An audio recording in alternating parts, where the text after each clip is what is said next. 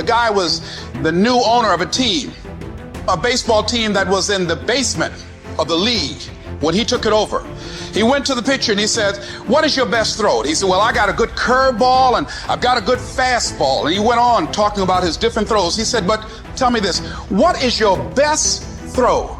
He thought for a moment. He said, "I've got a good fastball." He said, "That's all I want you to work on. Nothing else. Just develop your fastball." The next year, they went to the World Series. Most people don't know where their fastball is. Most people go through life never discovering what their talents are. Most people never develop their talents. They have skills and abilities, but if you don't nurture them, if you don't develop them, they will never serve you. Your gifts can take you many places if you develop your gifts. And you'll be surprised at the things that you're able to do. When you learn how to block things out, when you learn how to keep thine eyes single, learning how to concentrate, learning how to focus in, deciding that you're going to focus to develop your skills, you'll be surprised at the ideas that will come to you, of the people that you'll be able to attract, of the opportunities that you'll be able to see. You'll begin to see things that have been standing there looking you in the face saying, "I can't believe this has been here all this time." Compare yourself to who you were yesterday, not to who someone else is today. Because you need to have a hierarchy of improvement. You need to be aiming for something. And that means you're going to be lesser than people who've already attained along that dimension. So the question is, who should you defeat in the final analysis? And the answer is, you should defeat your former self. You should be constantly trying to do that. And you're the right control for yourself too, because you're the one who's had all your advantages and disadvantages. How bad do you really want it?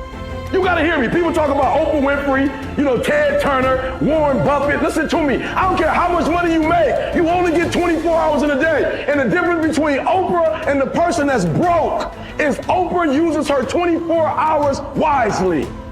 Your brain will trick you. You are your own worst enemy. Because life doesn't give you what you want. It gives you what you deserve.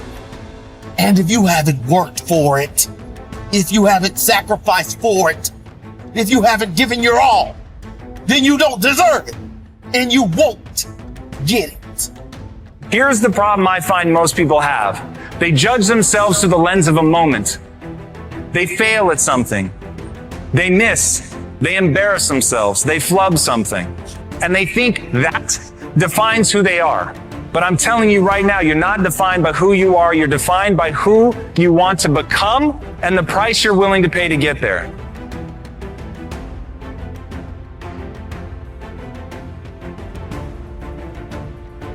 So everybody goes, how do you do that? You know exactly how to do that. You know exactly, it's not a magic trick.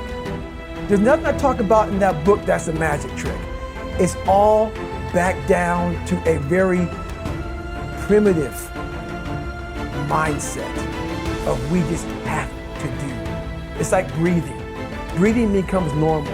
Like we don't know that we're doing it. That's how you have to live your life.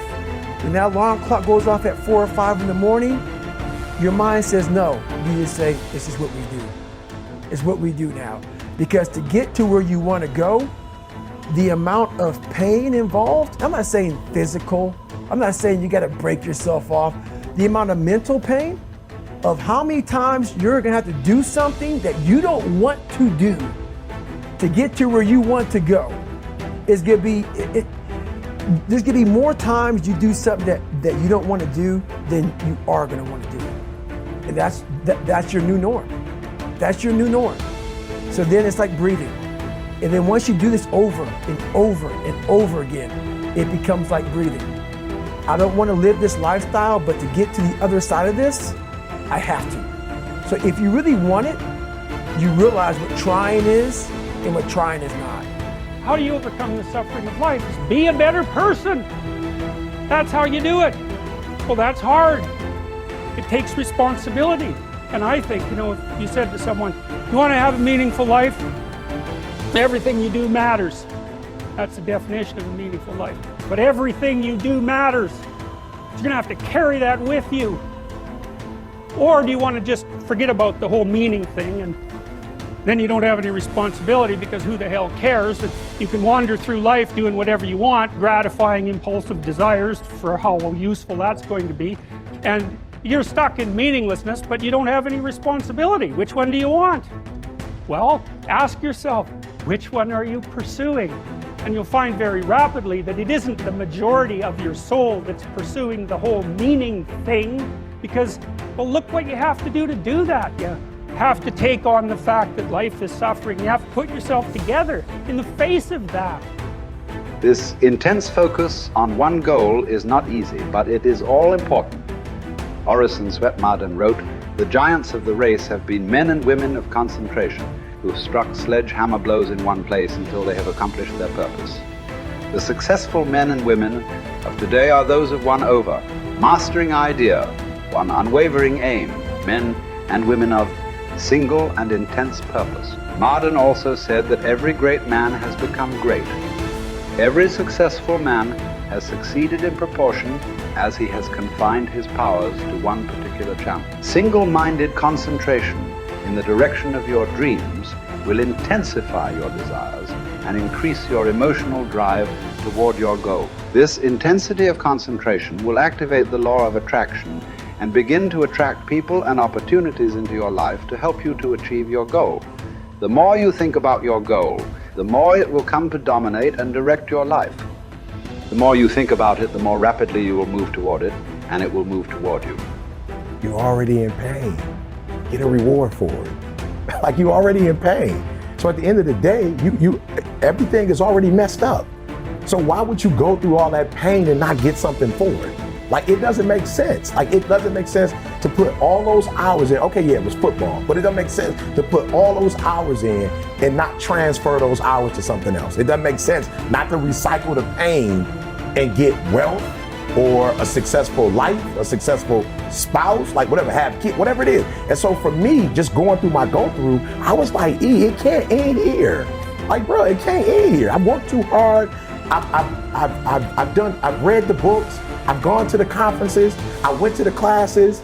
I got the degrees. Like, it can't end with just life is gonna deal me this hand, you know? And so I truly feel, and I don't wanna promote gambling, you know, but I gambled, you know, as a young adult to make money. And I watched guys who had a royal flush lose because of the giddy and the excitement. I'm like, oh, he got something. You know what I'm saying? Okay, take what I have and leave. But I also watched people who had nothing in their hand with that poker face actually act as if they had a royal flush and win. And so I learned early, like, yo, it doesn't matter if you grow up rich. You still got to play your hand. It's not like life says, all right, you rich, so you're not going to have any, your parents will never get cancer. You know, nobody in your family will ever have multiple sclerosis. Like, you'll never get COVID. You're rich. It doesn't work like that. Like, you still have to do life regardless of how you come into life. And I think some people feel, well, if you come into life and everything is great, then that's the way you live life. But no, it doesn't matter. If you come in great, if you come in poorly, it does not matter. You have to do life. And if you're smart, you do life on your terms and you don't let life make you do it on its terms. Great men and women are those who absolutely believe that they are put on this earth to do something wonderful with their lives. They have a vision of something greater or better than their current circumstances. Personal greatness means having a sense of destiny and a conviction that your thoughts and your imagination are the only real limits to your possibilities. William James said, compared to what we ought to be, we are only half awake. We are making use of only a small part of our physical and mental resources. Stating the thing broadly, the human individual thus lives far within his limits. He possesses powers of various sorts which he habitually fails to use. The founder of Success magazine, Orison Swett Marden, once said, there are powers inside of you, which, if you could discover and use, would make of you everything you ever dreamed or imagined you could become.